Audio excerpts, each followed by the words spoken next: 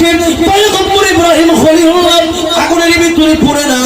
নমরুদ বলতে আগুন রে, তোর কি জ্বালানোর ক্ষমতা বন্ধ হয়ে গেল নাকি? আগুন রে, তুই কি ইব্রাহিম রে পুড়ায় দিতে পারিস না? 2 মাস ধরে লাকড়ি জোগাড় করা হলো, 30 হাত উঁচু দেওয়াল করা হলো, এত বড় আগুনের স্তূপ জ্বালানোর পরেও তুমি কি ইব্রাহিমকে পোড়াইতে পারো না? যেই মাত্র বলছি আমার আল্লাহ রাব্বুল আলামিন আগুনের জবান খুইলা দিছে। আল্লাহু আকবার। আগুনের জবান খুইলা দিছে। আগুন ডাকতে বলতেছে নমরুদ রে, ইব্রাহিম আলাইহিস সালামকে আগুনের ভিতরে দিয়েছো, আমি আগুন তো আল্লাহর কথা মানি। নমরুদ রে, তোমার যদি এত সাহস থাকে পারলে আগুনের ভিতরে ঢোকো, দেখো আমি তোমার জ্বালাইতে পারি কি পারে না।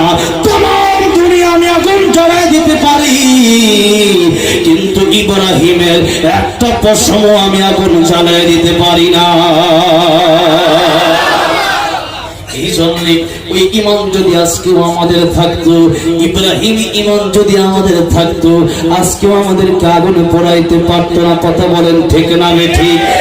আজকে আমরা আল্লাহর কাছে চাওয়া পাচ্ছি, আজকে আমরা দুনিয়ার মানুষের মুখাপেক্ষী হয়েছি। চাইতে হবে আল্লাহর কাছে, জোরে বলেন চাইতে হবে।